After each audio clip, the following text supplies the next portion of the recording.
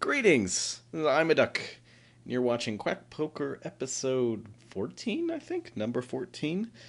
Who'd have thunk we made it? We would make it this far. And yes, I know I am automatically been seated, so here I am just sitting down. I know the last couple episodes I did tournaments. I've actually been playing more cash again lately. I've done a few live tournaments, but mostly been playing cash online, and so felt like playing a little cash today. So here we are, playing some cash, playing some 5 cent, 10 cent here on the lovely Carbon Poker. 7-4 suited is not a beautiful hand, but we'll see what happens with it. But yeah, things have been going okay for me. Like I said, I've been playing more cash, and the cash has actually been going all right. I feel like I've improved over the past 3 or 4 months or something. Just improved my thought processes a lot. I think I've gotten a little tighter in the process, but that's often a good thing, to tighten up your game a bit. But yep, here we are. All right, so this guy. So I don't think I've played with any of these players. No, I don't have much data other than a little bit of data on this guy. So I don't really know anything about anyone. Of course, you guys don't want to see that recording bar there. We're getting such a good price we have to call here. Not crazy about a hand. 10 Queen's not a hand that does super well multi-way pot. If we turn a jack, it's great here. Or maybe turn a diamond, it's okay. But not really a great hand here to see. But again, when it's half a big blind, to go 5-way, it's not a bad price to go and just see, you might flop trip queens or two pair or something like that, and for that price you can see lots of flops and hope that if you do hit a big hand you can stack it off because the pot's a bit inflated. This guy already dropping 50 cents, well, and the call. I was considering calling. Ooh, yeah, okay. I was considering calling maybe, if this guy hadn't called. But we are out of position. We're in the worst spot here. Always first to act on every street. So I don't have a lot of incentive to go. He did bet pot as well. We would have had two players behind us. Of course, we would have hit the perfect card for us, right? So we have a straight with a redraw to a queen high flush here. But, there's not much you can do there. I mean, the price was okay we're getting, but we're so often like crushed, or I mean at least pretty far behind when this guy pots it, this guy calls. And again, we're out of position. He's almost certainly going to bet the turn every single time. So we basically have one card to make our hand, and if we don't hit the nuts, we've probably just got to fold. So, and granted, if we hit a queen there, it might be okay. I just felt like if he'd made it a little bit cheaper, I would have been more inclined to call. Here we are on the button, Jack 8. I'm going to play a little tighter because we just sat down and we don't know any of these players, so we're just going to take it easy this hand, see what happens. But I do definitely like playing in position. It's not a bad hand to play in general, so that's that. But instead, we let him take it down. Beer this week is Live Oak HefeWeizen. I've even got the appropriate half-liter glass for this. It's a big old glass. Live Oak Hefeweizen, you see I didn't pour it from a bottle because I actually just have it on tap at my house. It's a local to Austin hef. I don't think you can really get it anywhere else. They don't bottle it at all or anything like that. So you just got to be lucky enough to come visit Austin or live here or whatever, and then come check out the beer because it is good. It is one of my favorite Hefeweizens. It's just a wonderful thing to drink on a nice hot summer day. And now I have many gallons of it on my kegerator to drink. But yes, so I will be enjoying this. You can see it's a nice unfiltered hef. I visited their brewery a couple times now. They have kind of a weird brewery. Their equipment is all used, and it's all, instead of, if you ever go to a brewery tour, they do these big metal fermenters. Is usually what you see, these big, tall, stainless steel things. Well, these guys, the warehouse that they're in is pretty short. So usually breweries are in like really tall, big, tall warehouses, but these warehouses are relatively short in comparison. So they can't really fit the tall fermenters in there. So instead, they use old milk containers, I guess, and they're just big, giant, sideways milk containers. And they're like plastic or so. I mean, I guess they're probably still metal, but they're just very strange, very odd. Not what you're used to seeing. Uh, but they kind of work pretty well as fermenters. They've got the same sort of advantages. They have these nice, you can run glycol through the coating outside of these containers to cool your beer, get it at the right temperature. And in fact, there are even traditional brewing practices where they recommend brewing sideways instead of vertically. I think the downside to brewing this way, it's probably a bit harder to collect your yeast. The containers are kind of old too, but they probably got them for dirt cheap, so you can't really beat that. But anyway, they've got kind of a it's if you ever get a chance in your Austin to go check it out, it's very different from a lot of other breweries that you'll see. Here I think I'm just gonna fold. I mean, we've got what, a gut shot. Granted, we folded our last gut shot and made it immediately. Our gut shot and three flush, but we're gonna do it again. Sorry. Again, not trying to get into too many crazy spots at this point here. But yeah, it's a great, they try to be very traditional. It's a nice traditional unfiltered hef. Very, very, very tasty.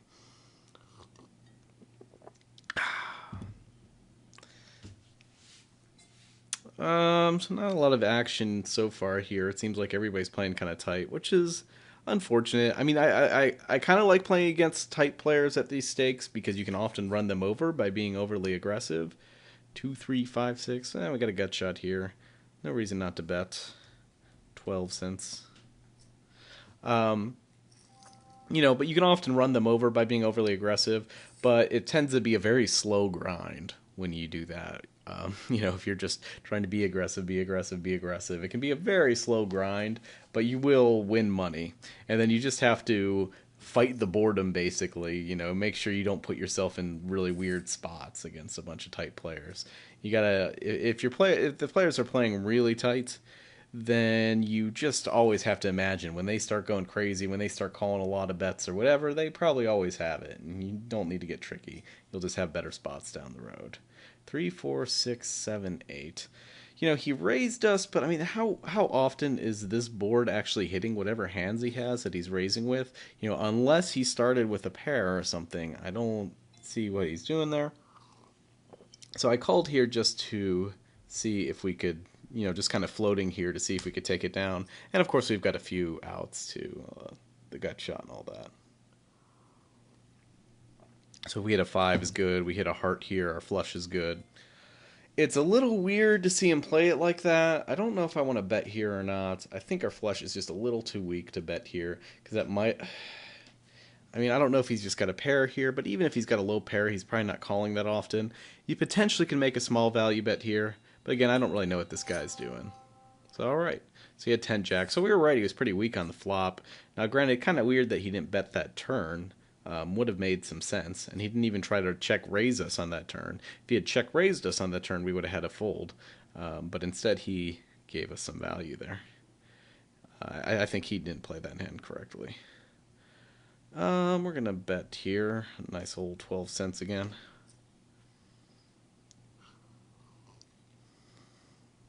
We do have a pair after all. And he didn't do anything super aggressive, so it's unlikely he has an ace. If he does have an ace, it's a weak ace. Whatever. Yeah, everybody's just dropping out of this table here. I don't know what's going on. Alright, guy bets a quarter. We are on the button. We could call here. Yeah, let's see a flop.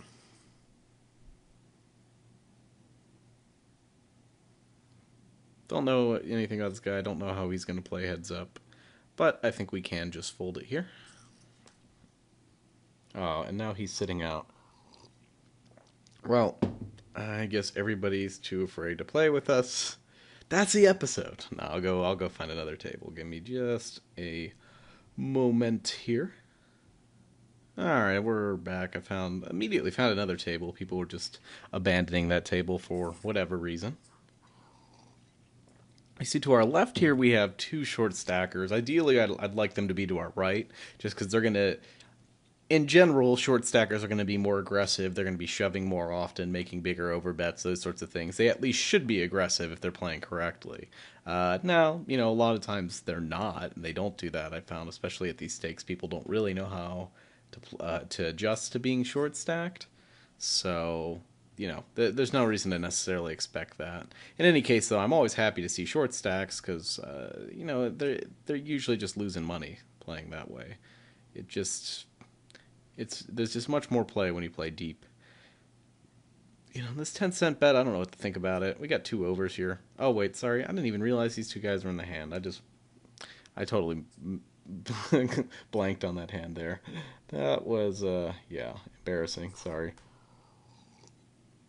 Talking too much, drinking too much, I guess. Sorry about that. Yeah, I mean, if it was just him and he was betting the 10 cent and the 40, but then I should realize, oh, that pot's too big for it to be just us in that hand. But whatever. It happens. Alright. Luckily, we only lost a big blind.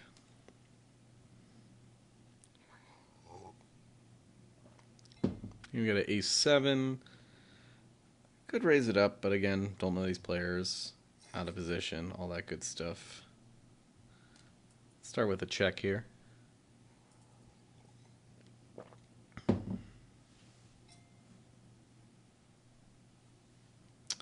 I think we'll call. We got 2 overs. Potentially the best hand. It's a decent price. We got outs. 2, 3, 4, 6. So we've got a gut shot now. I'm going to go ahead and bet here. See what happens.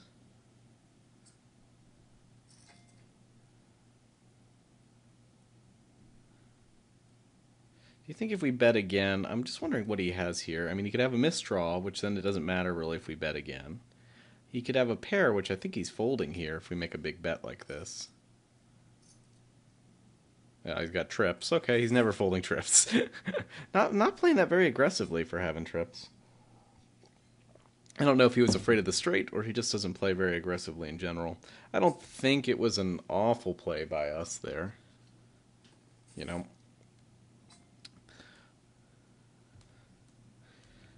I don't think that was an awful play by us there. I think, we just kind of ran into it. But most of the time there, he's got some sort of... We would expect him to have some sort of weak pair or a draw that potentially missed. And so we could just take the pot down there.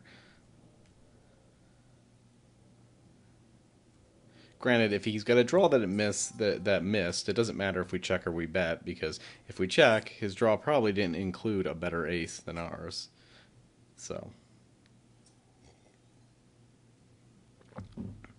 But if he's more often got just like weak pairs and stuff that he's going to fold, which I think most players will fold in that spot, given how that hand went, I think most players will fold in that spot if they have a weak pair. So we didn't get a ton of information other than this guy wasn't playing that aggressively. He did drop out this little 10-cent thing on the flop, which was odd, and he seems to like to do this a lot, because now we've seen him do it 3 times here.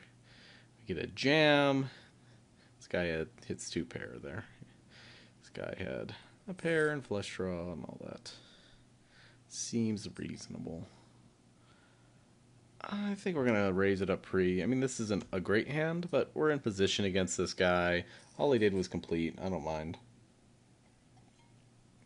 Granted, you might just... That's all he does pre-flop, but... Don't know how this guy will respond to this, but I mean, this is an ideal board for c-betting, right? It's not too connected. I mean, it does have potential flush draw, but as long as he's not hitting that, it's got the king high. There's more kings in our range than his, so I feel like that's that's definitely a standard c-bet on that hand there, even though he just saw us bluff, so he might be less likely to believe us. Got a lot of people are playing very weak pre here, a lot of limping pre, which is a good sign. So this guy usually bets 10 cents. All of a sudden he's betting 30 cents. I would kind of guess he's got like a queen here. And maybe he's got a 7. I don't know. But I will put a lot of money on the idea that he's got a better hand than us there. Let's try to isolate this guy here. Obviously our hand's not great, but I feel like he's kind of a weak player. And so playing him heads up when we're in position with not the worst hand is, I think, is fine. I just want to check here because I don't want to inflate the pot too much in case he's got an ace. Of course, now that the second ace comes down, it's much less likely he's got the ace. I don't know what he's going to do here. He doesn't seem like he's bluffing a whole lot. I think this looks kind of bluffy if we just stab out here, so he might call us with a lot of weak hands. Calls us very quickly. I kind I kind of feel like we have to bet here because I feel like if he had a hand, given what we've seen him do, he would have dropped something out there, just a dime or something. I could be totally wrong on this, but I'm just interested to see. Okay, he just gives it up. So I don't know. So he might have had the flush draw there, I guess, is possible. But yeah, weird that he wasn't trying to bet it or do anything there, really. I'm just going to keep raising this guy. As long as this guy's going to let us play pots in position against him, I'm totally fine with this. And our hand's reasonable, of course. And his range seems to be very wide so far. Not crazy good flop for us, but we do make a pair. This guy, who we haven't seen do much, decides to lead out. I'm kind of tempted to call, but I'm really leaning towards folding just because something about this seems pretty strong. I don't know. Maybe we can donate 60 cents to see what happens. That was not the card I wanted to see, though, because I felt like the only hands we're really ahead of are like his flush draws and stuff that he might play like that. And now he makes kind of a measly bet, a half pot bet, which kind of makes me guess he just made the flush. That would be my suspicion. He certainly could have a king as well or something and be trying to make a... I don't know. I don't know. But I certainly think we were beat there. You could argue the fold on the flop, but definitely on the turn, that was one of the completing that flush draw there basically was kind of what we didn't want to happen. Because then any bet there, we have to believe he's got something decent. So I think we're doing okay. We're still getting a feel for the table. I think our opponents are making some mistakes, and so I think as we sit here longer, we'll be able to take advantage of those mistakes. But it's important to identify who the people are who only bet, when they have a hand, who never bluff, which there's a lot of people like that at these stakes.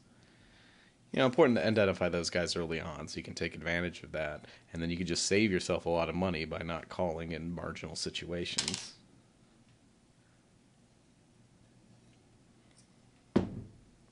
Poker's pretty easy if your opponent never bluffs.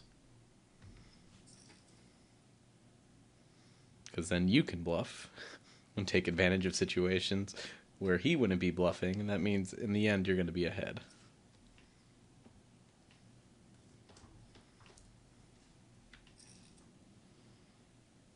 Guy's got trip sevens.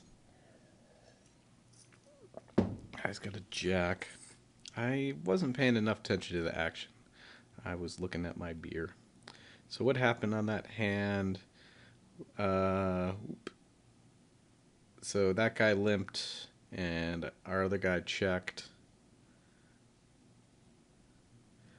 Obviously, we're raising here. I mean, we could limp here, but I don't see why we shouldn't just raise.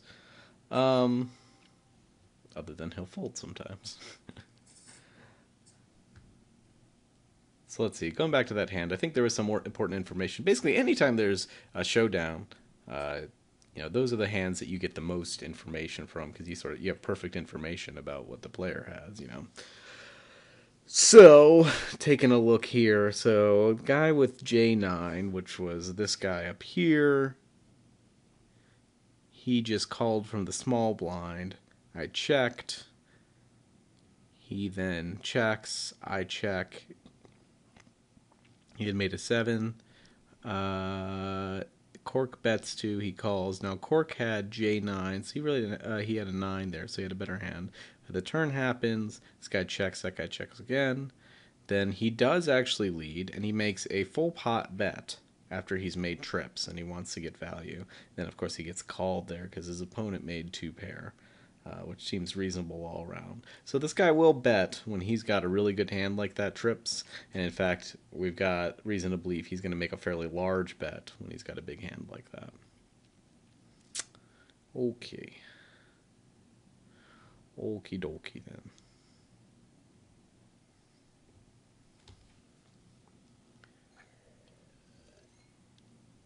And thank you, by the way, to all you new viewers of the show. Feel free to leave comments. Let me know what you think about it. Let me know changes you think. I know some of the audience, some people I've talked to, the show's a bit, it's kind of designed to be a little high level, a little bit more than the very casual poker player, but we're not super high level, obviously. There's a lot more complicated ones than this, but I do use a lot of jargon without explaining it. If I get enough demand or enough interest, I can spend some episodes kind of breaking down what all these things are saying when I say, okay, we have crappy position here, or, what a C bet is, or those sorts of things. I can talk about those things more if people really want more introductory stuff. But otherwise, I'm going to kind of keep it in the format it is right now. So you got to kind of just let me know what you want. And as always, the biggest thing I really want is give me feedback on hands. You see a hand and you're like, you don't understand why I played a hand a certain way. You don't understand what I was doing. Why, when you're four high, are you shoving on the river or whatever? Those types of hands. Ask me. Or if you just think I'm straight up wrong about how I played a hand, then tell me. Say, I'm a duck. You are terrible. You're an awful player because you did this and this and this. Just make sure you're specific. Don't just put you're an awful player. That doesn't really help me much. But feedback is definitely one of the big reasons I like to do this. And so, getting that feedback about my game and just sort of getting me thinking, because, sometimes it's hard to really analyze your own play. So it's really nice to get other people. Sometimes they just see things that you don't see about, like, oh, why are you making that play? And you think about it, you go, I don't really know why I'm making that play. I guess I'm not thinking that through properly. Whatever, whatever. But anyway, so yeah. But yeah, Live Oak Hef, pretty tasty, pretty good stuff. Like I said, go check out. The tour is a little hard to get on, but if you're ever in Austin, try to get on theirs. Or if you're ever in Austin, you can find this beer in like any bar that has some amount of craft beer, especially in the summer. They'll all have Live Oak Hef. And yeah, it's for sure my favorite local HefeWeizen. It's just very, very good. You can get a nice giant glass like this to drink it in. All right. Harry Bosch. Big Bet 8. Boofer. What's with all the... Everybody else has numbers in their name. I guess not Harry Bosch, but... We got Boofer 009, Big Bet 8, Cork 714. This guy's been tight. Excuse me. That guy's been tight pre-flop so far, so there's no reason to call with a weak ace there.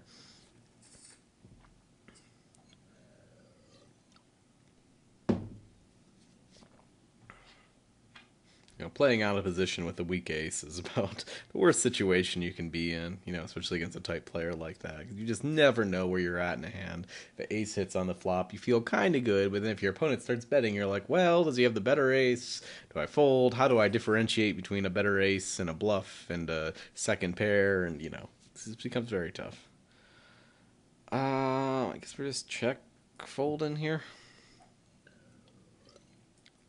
I'm thinking of taking more stabs at flops like these because these players, again, seem to be playing pretty weak. In fact, I'm going to take a stab here. And I will probably bet again on most rivers, I think.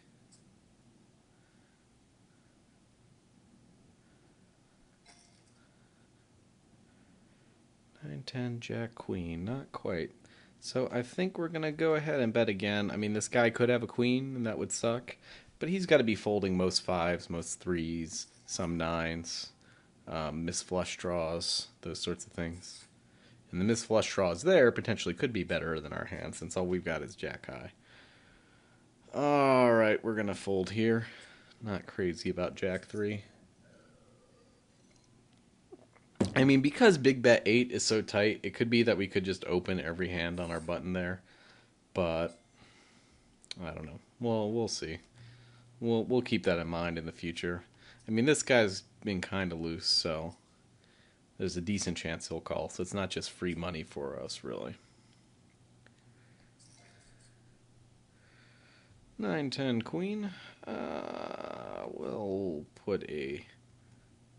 it's not a great flop for most hands, so it's very not unconnected board. It's not a very believable bet we have there. What are we repping? But, we could have ace-queen. I think we're just going to go into check-fold mode now.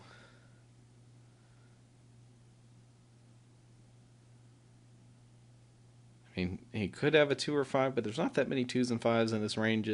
So I gotta believe when he calls there, he's often got queen. And so we're just probably not getting him off a queen there with that turn.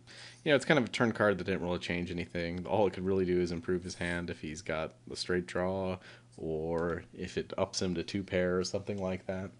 So, it didn't really change anything. We're not going to really reliably be able to bluff him off a top pair.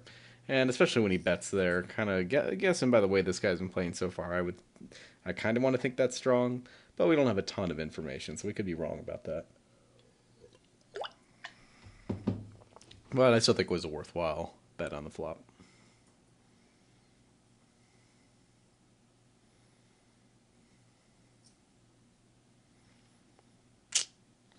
I like the penguin avatar. It's very, very excited penguin there. Don't know what that is. Can't even tell. A guy thinking or something? I don't know. And there's text on there. Yeah, so unprofessional.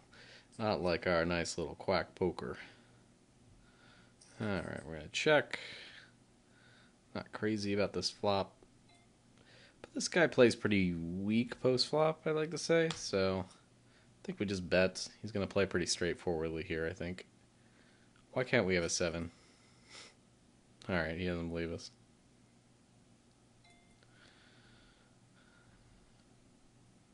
I don't know. Maybe this guy's onto us and he's calling us more. I mean, what does he have there? I don't know. I kind of feel like I could bet that turn again. I'm going to try this. Make a big bet here to just really get him off a 7 or anything like that. It's not a move I normally do, but it kind of reps the king there, and I think he's more willing to believe us. I don't think he's got the jack there just because of the way we've seen him play before, where if he makes a big hand, he's probably betting a lot. So I think, the best hand he shows up there is 7s or maybe like 10s or something, maybe sometimes. So, I mean, he's got to be a little worried if I'm making a big bet on that river there, right? Well, sometimes we have the bet at stand here, so we might as well bet for a little bit of protection. We don't want to give these guys a lot of free cards if we're starting with the best hand and it gets worse. Obviously, it's not a great hand, but, it's okay. Nobody's really repping a big hand to start off with here.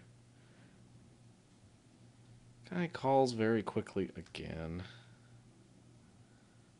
I'm just going to check.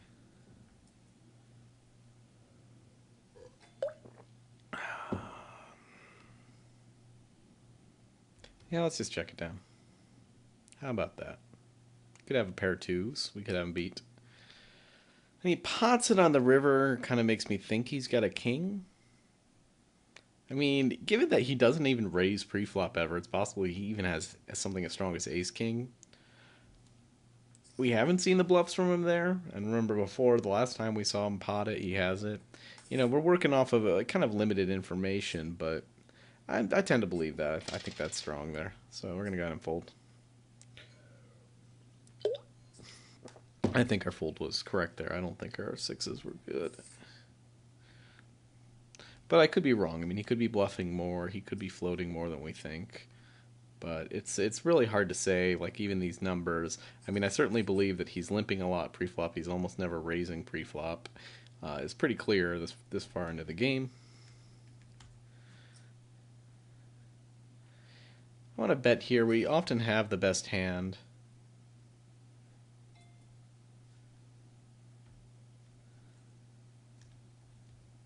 I mean, I can't just believe he's got a king every time. Could have made this a little bigger even, I think. But he folds it here. So yeah, I can't just go off every time he calls me. So he might be floating a lot of flops. I mean, there certainly were draws on that board. Some weird straight draws and also flush draw, obviously. So, and he could have just had a 5 or 6 because he's playing every hand, 6, 7, 8, 9. It does look like an open-ender. I think we're just going to bet again.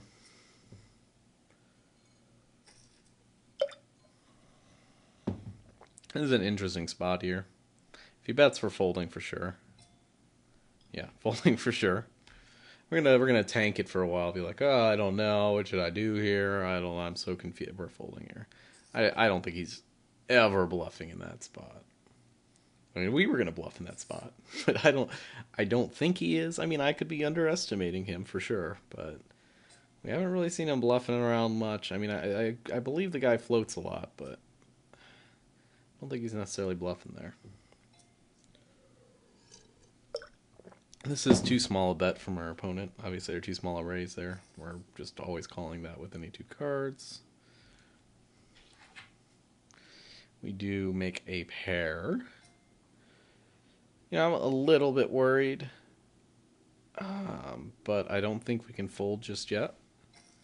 We certainly do have even if we're beat, we had the redraw to the flush, but we're not getting that. This makes it less likely he's got a king. And so now I kind of don't think he has anything.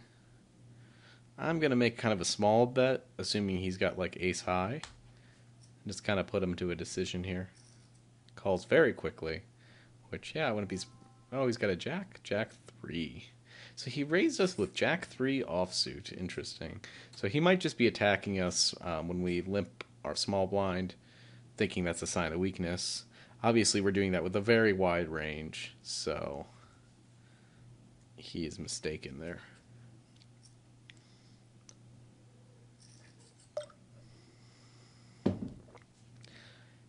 Not a great flop for us, given how loose these guys are. They're playing a lot of hands. Interesting stab we see from this guy. I don't know if the stab is like a, oh, what do you really have here sort of stab or what. I think we can call once here, reasonably. If he makes another bet, he checks very quickly, which is like what he did last time. I'm going to go ahead and bet at him. And we may just bet again on the river. Like, he can't be that strong. Though he could have made the flush here, but I kind of doubt it. We're just going to keep betting here. Putting him to a decision at least. But he can't feel that good about his hand, right? So he's probably had something, unless he just shows us the 7. He's got the 7. He called us so quick. Yeah, I mean, because, he called us so quick on the turn. So, but he check called on the turn, and he called very quickly, which gave us this information that, his hand wasn't so strong he wanted to bet there, and definitely, like, when he calls really quickly, he's not even thinking about raising us. He's just saying, I just want to get the showdown with this hand. Now, timing tells are kind of weird. It's not always the case, but that's kind of my default go-to interpretation of what happened there. So on the turn, when he check and then calls incredibly fast, it just looks really weak. Just really just like because he's just not even giving any consideration to possibly raising there. And of course, when the king comes on the river, it's a great card for us to bluff. We have a lot of hands that, we could have been bluffing before, but we hit that king. Clearly, we could have made that flush. That's a totally reasonable hand for us to have, or we could have hit the 9 on the turn. I mean, there's just a lot of hands that are beating him there. And so he's got to be a little ballsy to call us there. Clearly, he gave it some thinking, some thought, but gave up on it in the long run. So, we definitely were kind of dancing on the edge there. He might be on to us and kind of have noticed that we're being a bit aggressive here. But, I think it was fine. And a bet like that we made, where I bet, what was it? What did I bet on the river? I bet 19 big blinds and a 28 big blinds, so that bet's got to work like 35-40% of the time, and it's still going to be profitable, and it almost certainly is. Sorry, I just minimized that. And so it almost certainly is working that percentage of the time, even if he's tanking there, which means like maybe sometimes he would call there. But you got to figure, 60% of the time he's going to fold. I think that's, or even 40% of the time, plus he's going to fold easily there. And there could have been other draws and things he was on there too. I don't know, but I'm pretty happy with that hand. I'm going to fold here.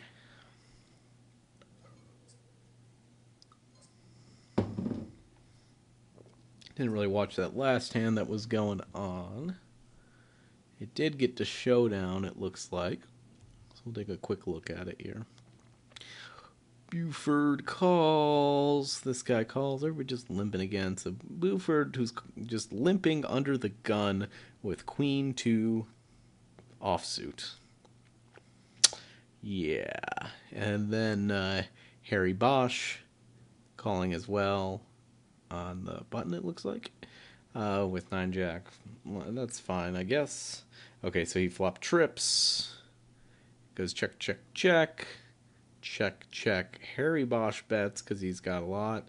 And Buford floats with Queen 2 on a 9-5-9 ace board. I don't even know what to think about that. Of course, then he hits his queen on the river, which means... And then he decides to bet. Yeah. So this guy's just floating a lot. He's floating a lot of weird things. So we got to be a little bit careful. Kind of treat him a little more as a station. Not try to bluff him so much. But instead, just when we've got value hands, just bet and not feel too scared when he's just calling us. Because apparently that's a thing he does. But of course, then he bet on the river. Sorry, that's not that hand. That's the previous hand. But when he bets on the river there, it means he has it. So we'll keep that in mind, too. But, yeah, it's a little strange for him to do that float there.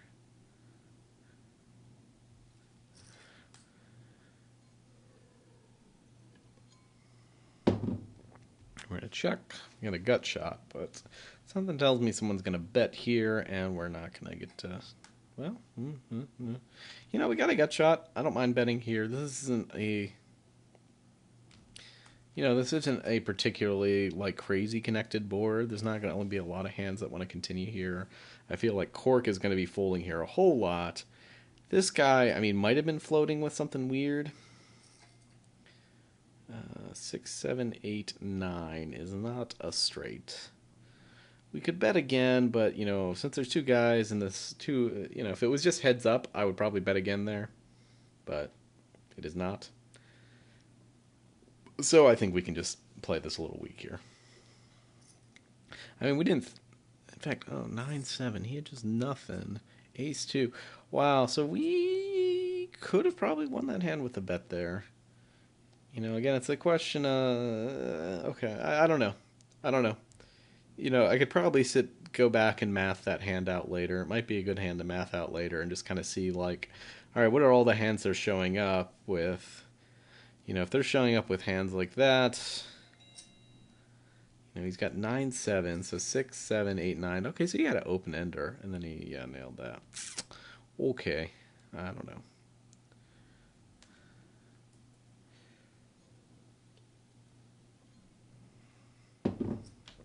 So we just got caught bluffing. I don't think there's any reason to stab here. And obviously, once this guy bets, this guy calls, we're folding this hand because we're almost certainly not ahead.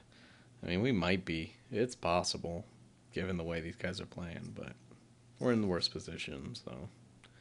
King 5. What did he have? Ace 4. Okay, this guy's just calling with anything. He's just floating like crazy. And he's getting pretty short stacked too, so we'll be keeping an eye on him.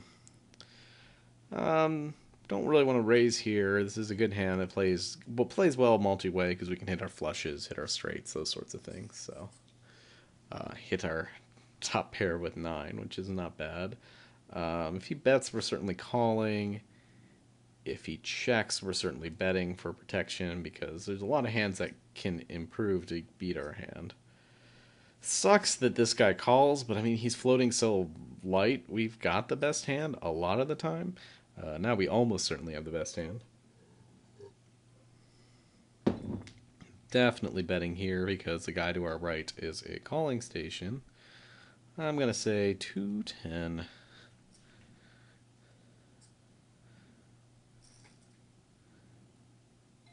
I mean, a little lame. In fact, I'm just gonna jam, whatever.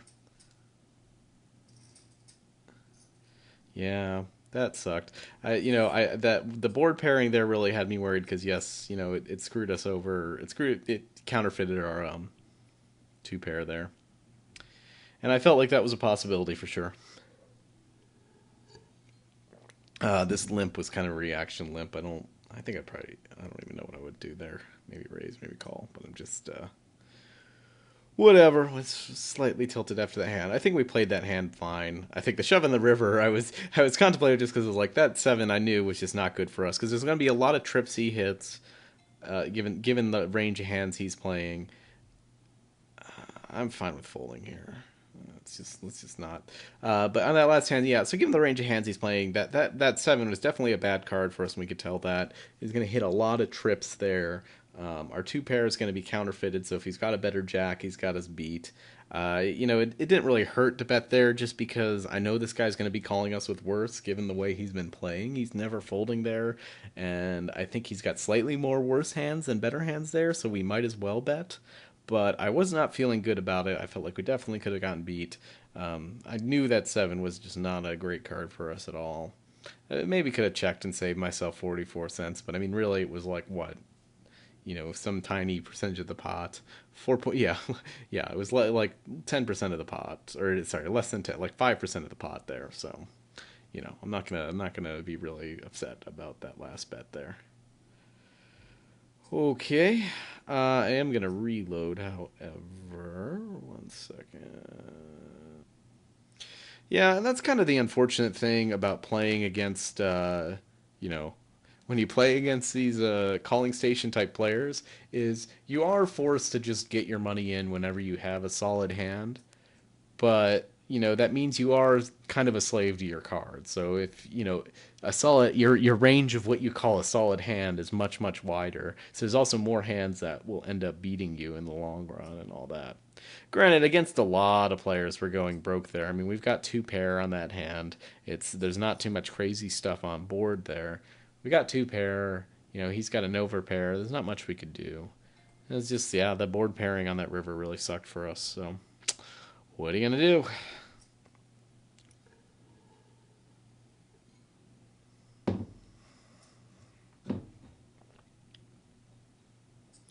Yeah, I'm getting all sad. No, but it was, yeah. I mean, it was reasonable. Is that? I mean, that was. I think we played that hand totally correctly. Maybe could have argued not betting that river, but it's pretty irrelevant. Pretty irrelevant. And we're doing okay. We didn't lose that much because he was pretty short stacked anyway, which is the reason it got all in on the river.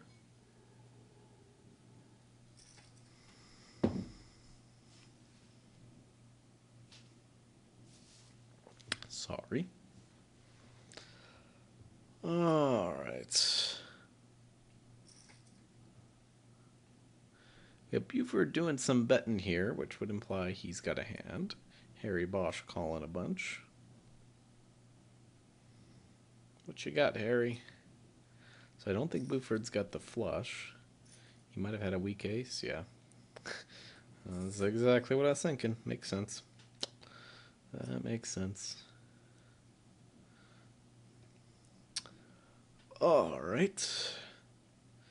So much limping. This guy's been a little more aggressive. He seems like Harry Bosch seems okay. Decent player here.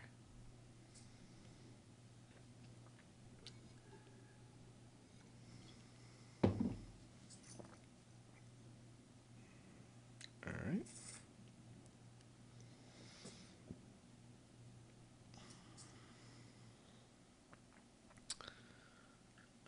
I think we'll just fold here. This guy, again, pretty tight player. We're in the worst position, weak ace. I don't think, we don't, we're very likely beating his hand because he's playing every hand. So but not that likely to be beating his hand. But of course, now on this flop, would have had the second nuts here. Oh well.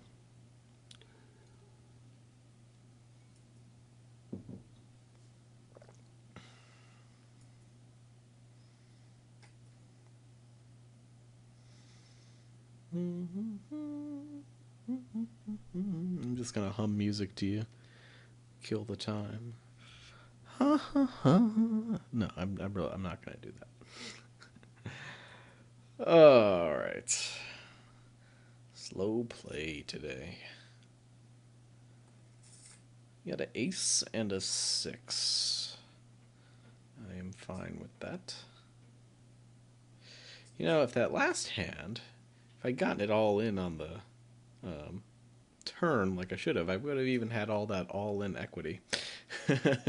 Which I need, so when I look at my plot of all-in adjusted equity, I can go, damn it. You know, whatever. I mean, we basically had it in all-in.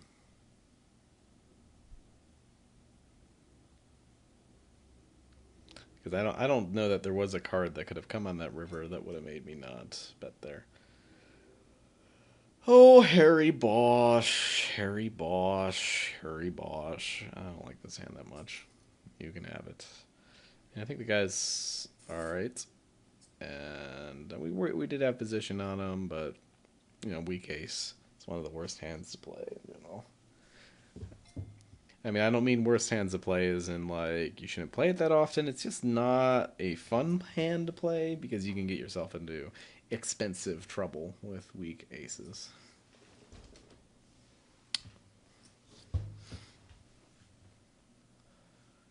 Alright. I could have made my raise there a little bit bigger. We're definitely making a big raise here to try and push some of these guys. Ooh, ooh, ooh. I don't like this one bit. We're going to call, see what happens. I mean, we've got a backdoor flush draw as well. If he makes another big bet, though, we just have to fold. Yeah, he pots it. He's clearly got a queen. Maybe has spades. But he's got 3 of a kind or better there for sure. Oh, okay. I take that back. But clearly had a very good hand, and yeah, obviously had his beat there. So that's fine. That's fine. Whatever. At least we got away from it. I mean, we potentially could have gotten away from it on the flop. I don't know. Just kind of wanted to peel, see what was happening. I felt like, you know, like I said, with the redraw to the diamonds, I felt like it wasn't the worst. This guy's been a little stabby, but I think great.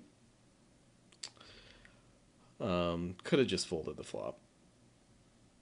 Just, I mean, he's also been getting good hands. I mean, he's had aces and kings and, you know, less than 40 hands. That's pretty good. Nobody likes it when the fish gets all the good hands. Sorry, don't mean to insult people. You're a cool guy, Buford. Keep playing. Play all the time. You are destroying me. Just don't give all your money away to another player, please. Like that. What happened there? The guy had 2 pair. Aces and 4s, 10s and 4s. Yeah. So he had... Oh, so he just had the ace. Buford had the 10. And he kept calling. Oh, no.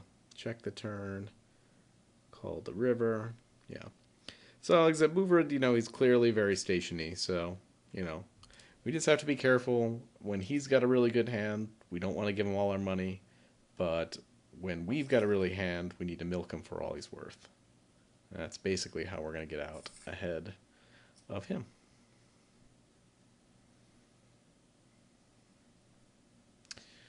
Oh, and let me see. Oh, they've been talking for a while. Yeah, I might finish it up in about 10 minutes here. I know I've already put out a bunch of long videos already with those tournament videos. I don't know how much of me you guys can really stand watching, but yeah, we'll probably call it at about an hour. I feel like this is a good table. I'll probably even keep playing after I shut off the video, but no need to keep the video going. Plus, I'm out of beer, man. It's awful to walk all the way over to my living room. Terrible, terrible.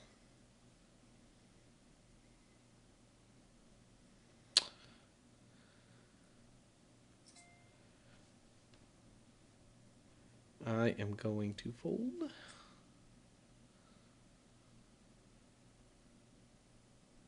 Cork. Cork 714. And it's Cork with a 0. Nice name.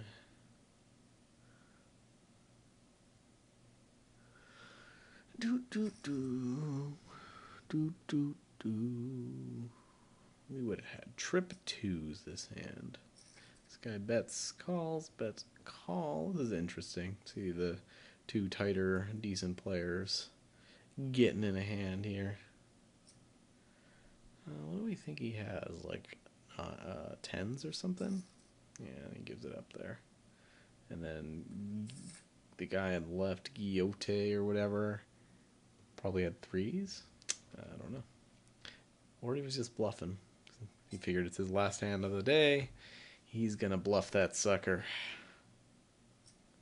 He just hasn't. That guy hadn't been very bluffy lately, so.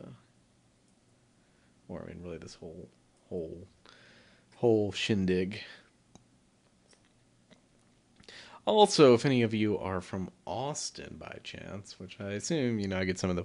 I know some people are local here. I guess you've already seen this, but yeah, pretty soon I'm starting I'm going to be having a weekly poker game, and if you'd like to get into that, you can leave a contact below or send me a YouTube message or contact me in any way that you know of to find me. Let me know if you're interested. I will give you the details as those happen. Just some fun, low stakes poker stuff, casual stuff.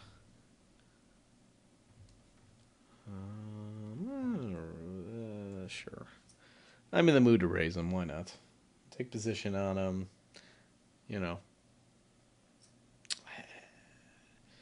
I guess that's why not, because this guy's always going to call us. Not that this is a terrible hand. We can do okay. But, and hey, we flop a queen. I like that. I like that.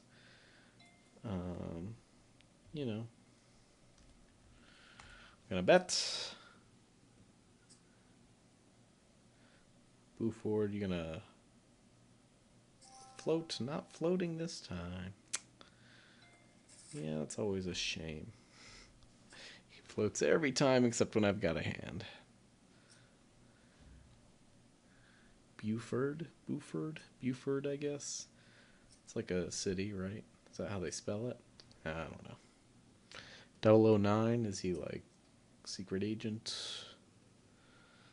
After 007 dies and 008, you got 009. Yep, that's me. I'm a duck coming up with all that witty commentary. We had a raise and a call. We had a raise, call, 3-bet, call. Crimea River. Oh, it is the Crimea River.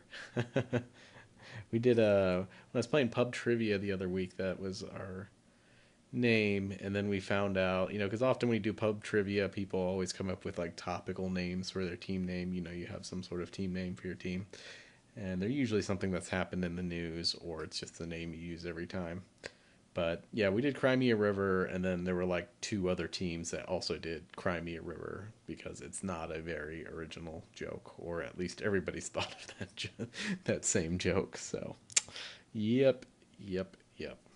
Obviously, this was when the Crimea thing was in the news a lot, which it still is, but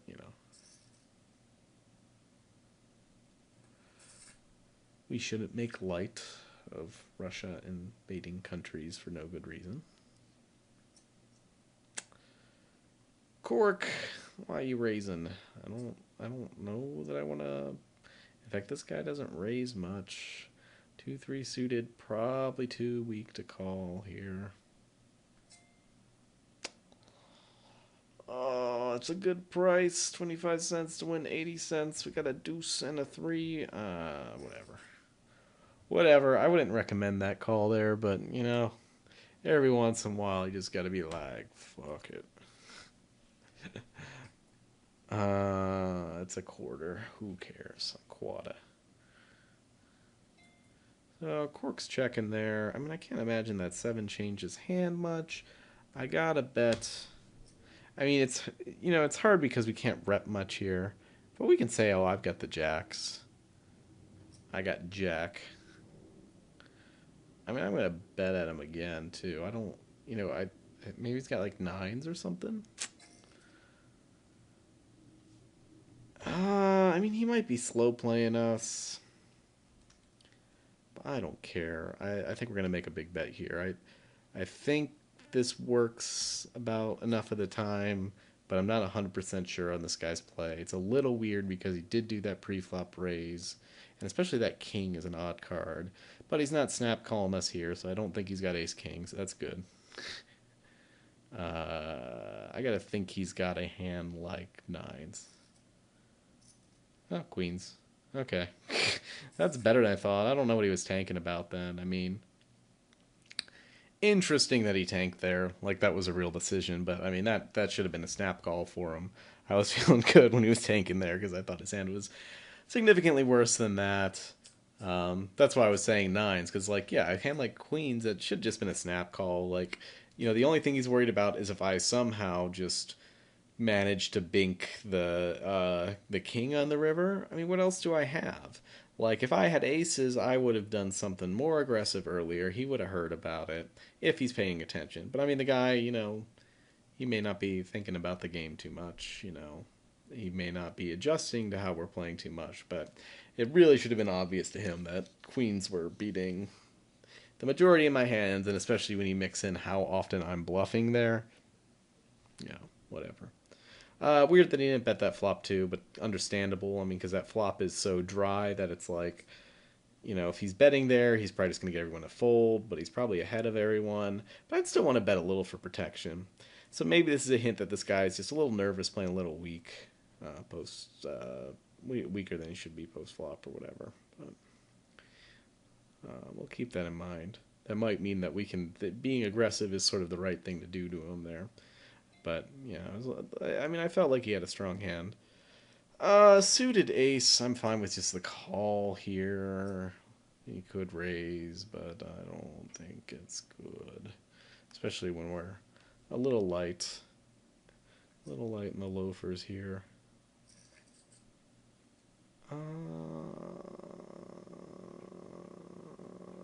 Okay. I get a family pot here. I doubt we've got the best hand. I mean, we'll just have to see what people do. And people haven't been super aggressive in this, so it could be very, it's very plausible that this checks through, then another diamond comes, and then we have some decisions to make. This guy's back to doing that. He hasn't done the min bet thing in a while. I will certainly call for a dime. I should have paused there longer. My quick call of the dime looks pretty weak. Whew. What do you think, Buford? Alright, you got a dime for me. Enjoy. I don't think there's anything wrong with calling the dime. I don't think I should have called it as fast. Don't know if they're picking up on that, but I think that's definitely a mistake. Because if I saw someone do that, I would definitely assume they're weak there. I got some nines here. Gonna make it a quarter. Shame that Buford didn't want to play this hand, but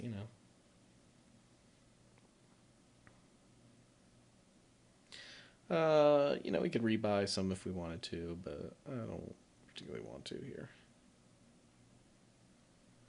I think we're deep enough. We'll be okay. We're really trying to stack off the guy to our right here, and his stack is shorter than ours, so not a great flop for us. Just, everybody loves a 10, or at least a 10 always helps somebody, and it didn't help us. And this guy's betting, and I gotta think that's good. And I'm gonna be more careful with these timing tells.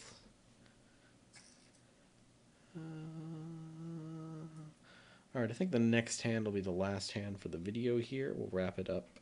But I hope you enjoyed it. Like I said, if you're ever in Austin, go check out Live Oak, get their Hefeweizen. It's my favorite of their beers, and it is, I mean, kind of the crowd favorite of their beers. It's the most common one you'll see. One of the best Hefeweizens I've had. Just a nice summer, relaxing summer beer. Good stuff to have. Highly recommend it. So, all right, last hand, and we do fold it. I think I am going to sit out, even though I did want to stack off this guy, but there will always be more time down the road for that. But anyway, thanks for watching. I think we played all right today. We made a couple bluffs that, they just happened to have it when we made the bluffs. I'm not as crazy about this hand, but I think definitely the one against Buford we played perfectly. I mean, really, we basically got it all in on the turn when we were ahead on the turn. So we really just got unlucky. And I think we played that hand pretty well. Other than that, well, there is no other than that. That's about it. So thanks for watching. I'll keep trying to post these things weekly. Keep leaving me comments. You're welcome to subscribe if that's your sort of thing. And let me know if you think that in these weird spots I picked, if they were right, if they were wrong, whatever. All right, have a good one, guys.